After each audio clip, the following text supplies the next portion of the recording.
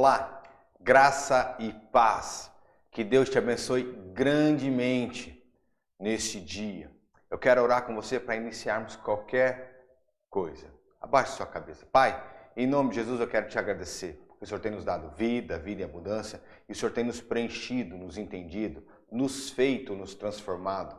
Eu quero pedir para que então o Senhor continue esta obra maravilhosa sobre as nossas vidas e passamos a cada dia crescer muito mais no Senhor. Vem agora, nós vamos estudar a sua palavra, vamos falar da mulher e sua dracma perdida. E eu quero pedir para que o Senhor venha com a ação do Espírito Santo sobre as nossas vidas, para que possamos te entender. Vem sobre os nossos corações, em nome de Jesus. Amém.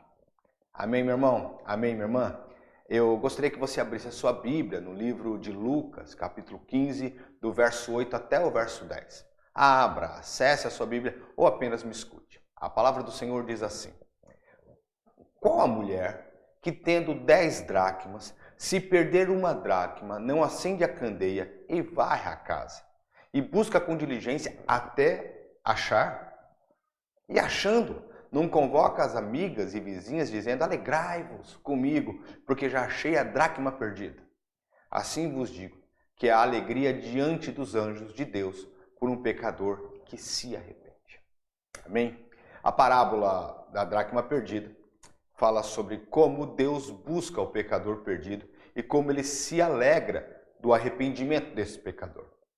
Essa parábola é contada por Jesus e neste momento Jesus ele está envolto de pecadores, de homens e mulheres que estavam sendo colocados do lado de fora, à margem do templo, porque tanto os principais do templo quanto os fariseus os achavam impuros para que entrassem, certo? A conclusão ou a ideia do texto em si ele é simples, ele é notório, não precisamos de grandes atributos para sua interpretação. Ele está falando sobre o amor de Deus. E Lucas, nesse capítulo, ele coloca mais parábolas. Ele coloca a parábola das ovelhas, ele coloca a parábola do filho pródigo, todas elas com foco no amor de Deus. Então, a ideia da conclusão da parábola não é diferente da conclusão a qual o próprio Jesus tem na alegria daqueles que vão se salvando, que ele os salva, na alegria daqueles que ele vem entrar ao reino dos céus. Vamos lá? O contexto da parábola perdida é um contexto interessante. Jesus está demonstrando ali ou apresentando ali uma casa extremamente simples da época. Possivelmente uma casa de chão batido, possivelmente essa casa tenha somente algumas aberturas no alto, bem perto do telhado, para que se tenha ventilação, mas não uma iluminação. Então a grande questão aqui é que essa mulher perde uma de suas dracmas. Tá? Em alguns textos falam moedas de prata, outro fala as moedas gregas, mas a grande questão é que essa dracma, a dracma era o dia de serviço, um denário romano. Mas necessariamente também não pode ser essa a ideia do dia de serviço, né? Porque senão ficaríamos assim: nossa, ela acabou de perder um dia de serviço e por isso ela está procurando. Não, não é essa a questão. Possivelmente essa dracma é um dote. Essas 10 dracmas são um dote que é oferecido a ela como presente, para que ela se adorne no dia do seu casamento. Possivelmente ela prenderia numa corrente, possivelmente em um lenço e adornaria os seus cabelos com aquelas 10 dracmas. Agora você entende a diligência, você entende a preocupação dela procurar isso e o porquê ela se alegra de forma tamanha.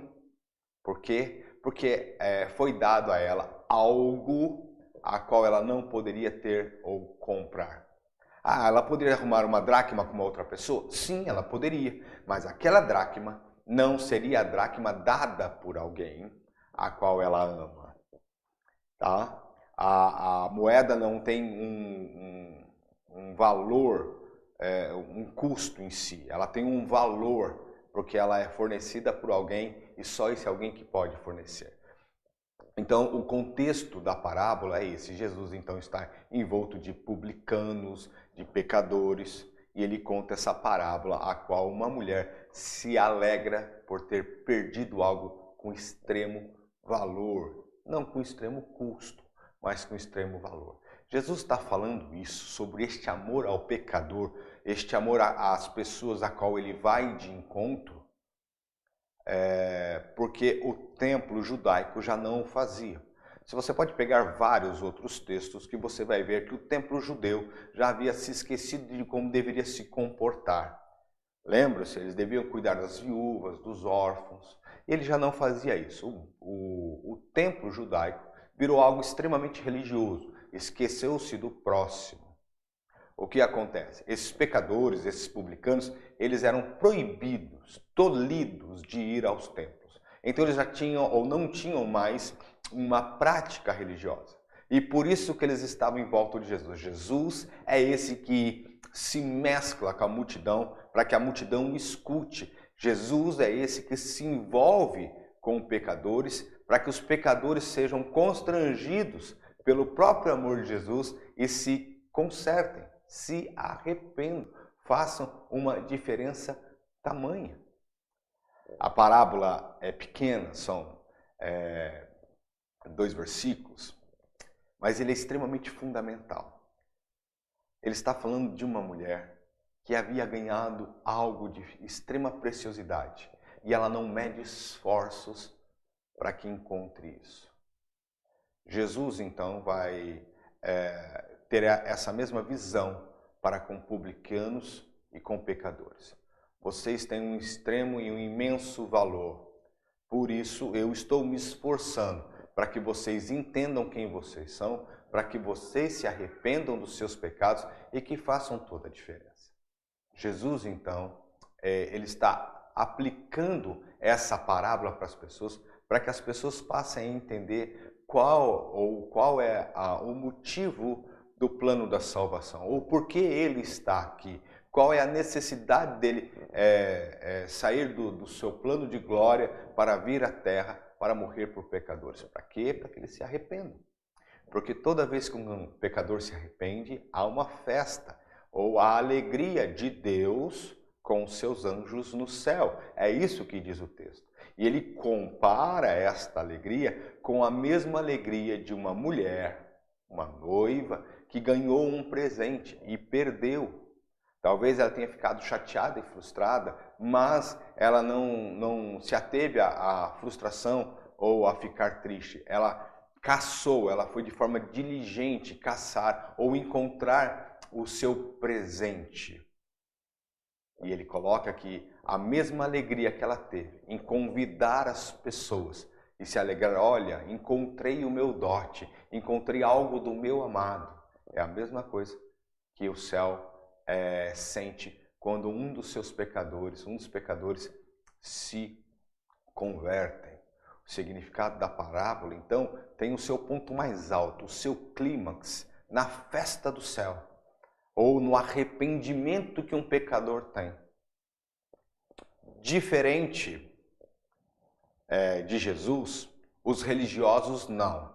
Os religiosos colocam os pecadores de lado porque eles não creem que os pecadores possam ter algum tipo de salvação.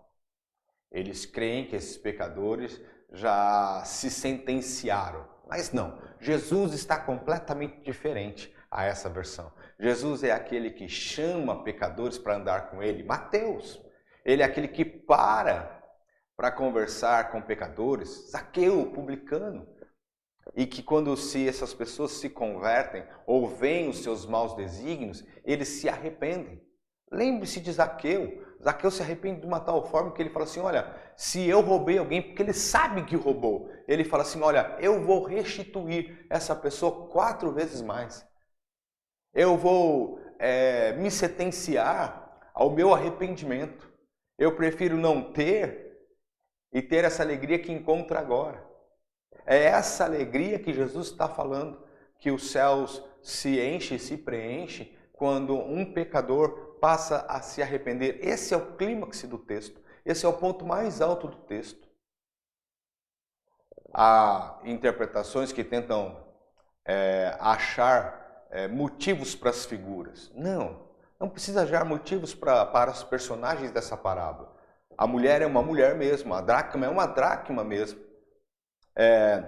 A lâmpada é uma lâmpada mesmo, a qual ela vai iluminar e tentar procurar algo. São coisas simples que Jesus coloca. Não está querendo falar que a lâmpada é isso ou aquilo, a mulher é isso ou aquilo, a dracma é isso ou aquilo. Ele está simplesmente colocando algo em relação a outro. Olha, esta alegria é a mesma alegria que o céu sente quando um pecador se entende como pecador e passa a correr ao arrependimento.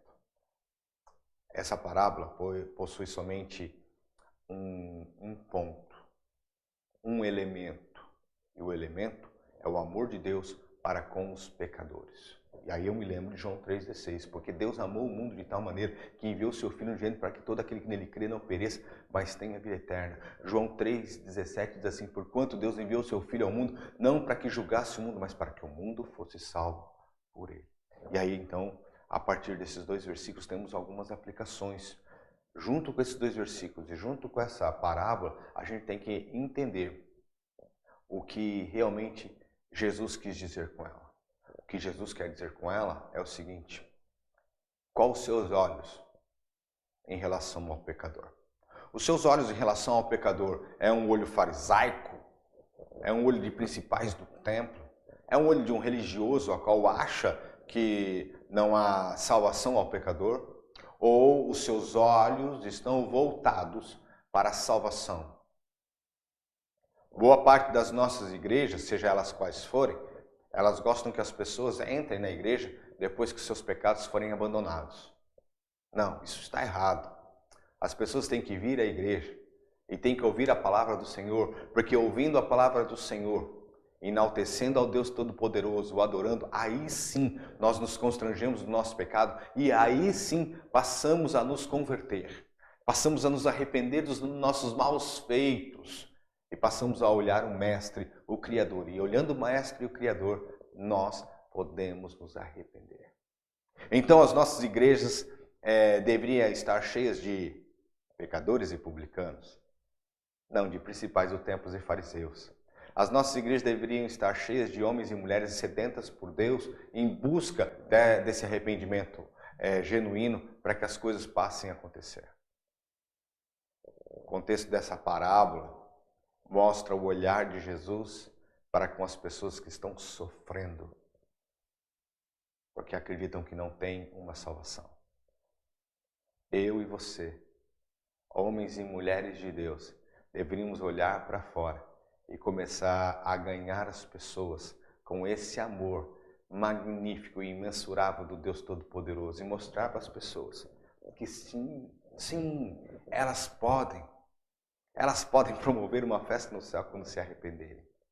Mas primeiro, eu tenho que apresentar o Jesus verdadeiro, o Jesus que desceu à terra para morrer por pecados.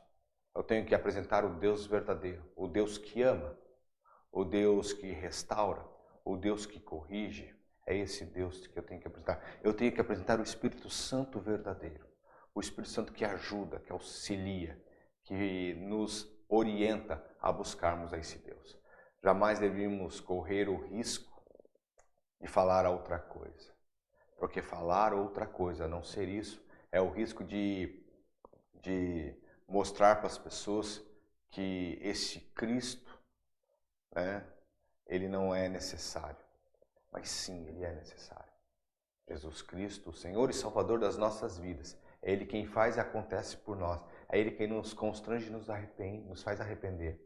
É Ele a quem precisamos ouvir, porque é Ele que tem um olhar de amor. É Ele quem tem um olhar de misericórdia. É Ele quem tem um olhar de salvação. Meu irmão, minha irmã, busca o Senhor enquanto se pode achar. Olha, fale, promova a Cristo Jesus a todas as pessoas. O Deus certo, o Cristo certo, o Espírito Santo certo. Porque se assim fizermos, haverá festa no céu. Porque pecadores haverão de se arrepender. Amém? Deus te abençoe. Deixa eu orar com você novamente. Pai, eu quero te agradecer e pedir para que o Senhor venha sobre os nossos corações e nos abençoe. Toca sobre as nossas vidas, Pai. em nome de Jesus. Amém e amém. Deus te abençoe. Fique na paz.